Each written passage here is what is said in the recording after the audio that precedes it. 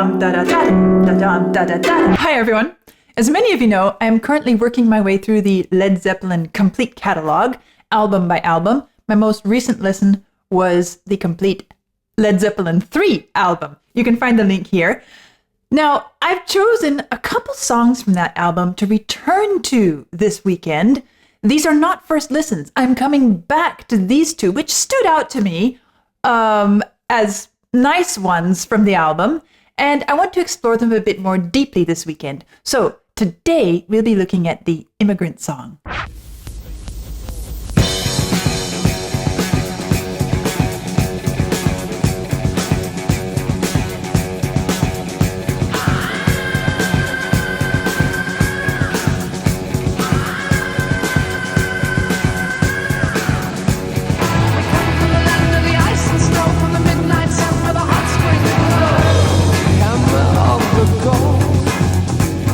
Interesting way to start the piece. And then, of course, the subject matter.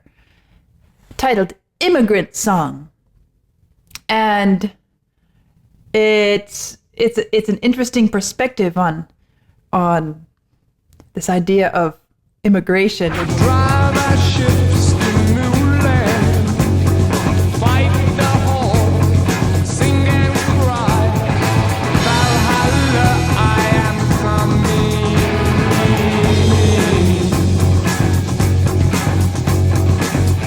Always sweeping, stretching on, I only go with these arrests.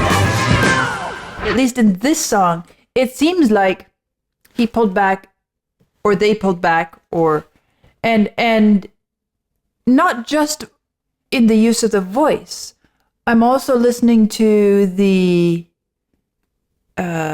guitar.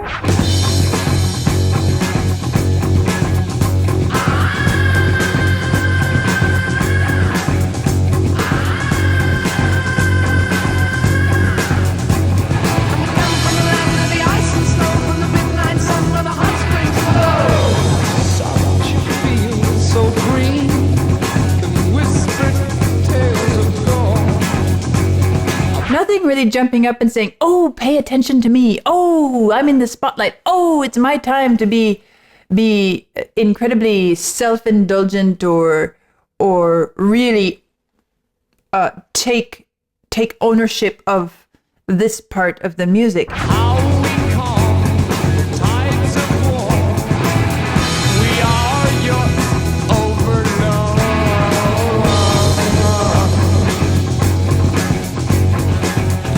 Always be stretching on, I only go with these arrests and shout. But also the mix, the mixing of the music, even the way the voice is treated. I'm coming back to the voice. But even the way it's mixed in the production process, I think that has something to do with it too, because everything is quite balanced. So now you better stop, rebuild all your ruins, for peace and trust can win the day, despite of all your losing.